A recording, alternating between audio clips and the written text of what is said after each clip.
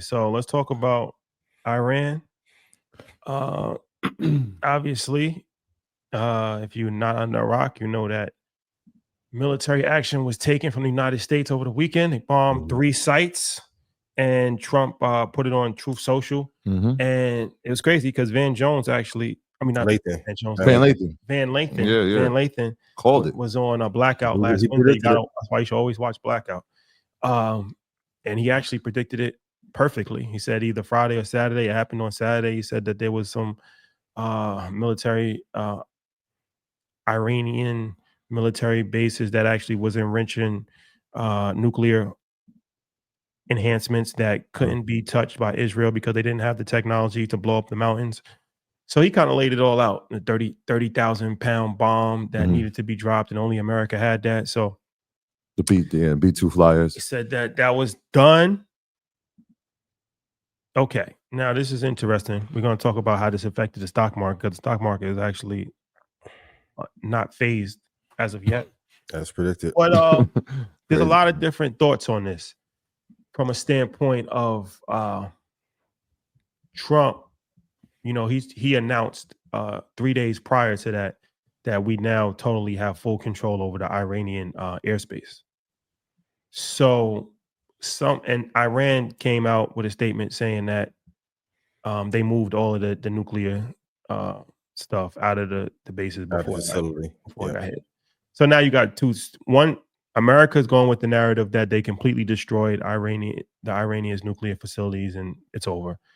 Iran is saying that they moved everything. Now, what's interesting is that he said that we have full control over the Iranian skies 3 days before they actually bombed it. Okay. Now, if you were a criminal, let's just say, right, and you were casing somebody's house and you was about to rob their house, would you put on Twitter that you have full control over their ring system? Probably not. Because if you did do that, like if you knew you're in danger, right, what do? You move your valuables out of your house, right? Mm-hmm. So some people there's some conspiracies that maybe this was a back channel diplomacy with Iran to kind of give them the heads up. So it's forward facing that, okay, we looked, we did this, Israel, you got what you want, but we're still in diplomatic talks with Iran, and this is kind of their way out. And some people just saying like, no, Trump is just wild. He just announced it because he's just impulsive, and then 3 days later just dropped the bomb. But it's interesting that he would say that, because I don't think that would make a lot of sense to declare something like that and then strike 3 days later, because it is essentially giving them the heads up that you're going to do something if you got full control of their skies. So before we go into the stock part of it, what do we make of this? I think if I was trying to please my allies and then in turn not cause a World War III scenario, maybe I'll give you a little heads up to move some of the assets that you have, because we're not prepared to go to World War III. I don't think we have to be conspiratorial around this. I think we know if he wants to go into attack, he will fully. I think this is one of the cases where he had to do what he had to do to please Israel and at the same time show a strong front. But I don't think, given this term and all the turmoil that's happening in the country and everything that's happening with BRICS, that he wants to have this war ignited with Iran. But what do you think? I just know if I was going to go bomb an enemy and I got the location, I wouldn't text their cousin 3 days before, hey, I'm on the way to 223 Main Street. We got the drop on you. Yeah. It's interesting. Even like post the actual bombs being dropped, it was all right. Now it's a time for peace. It's like, how do you decide that? Now you've bombed a site, and they're like, we're not at war. We just want to get rid of the nuclear threat. And the fact that you're saying, all right, hey, let's talk about peace now, after you've now destroyed, obviously, or allegedly destroyed their technology. Talk about peace. Yeah, let's figure this. Let's talk about it now. I mean, that's street rules, though. That's like you knock somebody out because you don't want to kill them, and then just say like, "Yo, I did that out of love. It could have been worse. I didn't want to shoot you. I didn't want to stab you, I'm gonna put you down, hold your hands. I'm gonna hold your hands. I'm gonna strain you, Yep. and let's talk it out. Let's figure it out now. It's Debo rules. And So, after Van said that on Blackout 2, I got 3 or 4 texts from some people in the military who may have alluded to this won't be our last time in Iran, and this wasn't the final strike. So, like, if Van knew last Wednesday, right. All signs pointed to it that there is no turning back. From a retaliatory standpoint, now what? Right? Obviously, Iran has now continued to fire missiles at Israel. Now what? What do we walk ourselves into?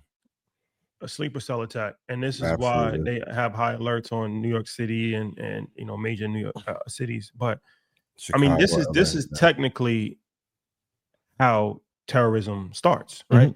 So this actually comes from Art of War. If you read the book, guerrilla warfare is pretty much terrorism, right? When you're fighting an opponent that you can't actually beat with army, then you have to resort to other tactics. So you do things like blow up a train station, right? Like that's the alert. That's why they. So if you're wondering why, like, okay, New York City is at high alert right now because they're saying, okay, even if it doesn't come directly from the government of Iran, it could be somebody that sympathizes with them, right? Like, but you can't. There's nothing that they can do to fight Israel or fight America, but they can do other things to kind of disrupt day-to-day life, which makes things uncomfortable for civilians, which push pressure on the government. Even like we'll talk about the seas, shutting down sea routes, hijacking ships. These are things that it's just like it's annoyance. But you do enough of it that causes a major disruption, right? It's not like you're not going to be able to, have a full-fledged military attack, but you do pop-up type attacks. That's what that's what comes next potentially, because that's the only way to actually respond, or like hack, computer hacks and different things of that nature. Those were the signs, and Netflix did a documentary on the history of Bin Laden and Taliban. Literally, like what you just laid out is exactly what happened until it was obviously we saw what happened in 9/11. It was attacks on embassies. It was attacks on the water, right? U.S. Naval ships being attacked.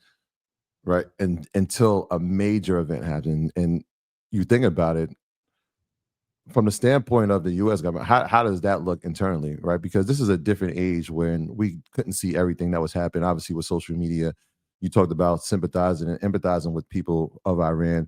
A lot of people here are looking at like, why did this happen? What did we get ourselves into? The vice president was even on record saying, like, I didn't know this was about to happen. Right. AOC is calling for impeachment. What do you think it stands from the internal view of what's happening in this, I guess, quote unquote, early conflict? I mean, they knew. There's no way that JD Vance doesn't know what's going to happen. Which brings me to my point. Where is the checks and balances on the defense tech regime? On June 13th, 4 senior executives from Palantir, Meta, OpenAI have been appointed as lieutenant colonels in the U.S. Army after the creation of a special unit.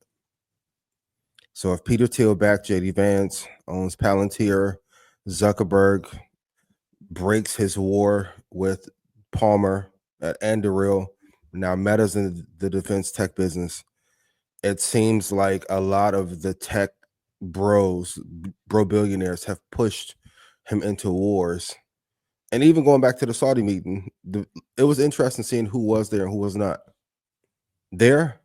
Where is the checks and balances on who is advising him to go into these wars, and if it is being done solely for profit?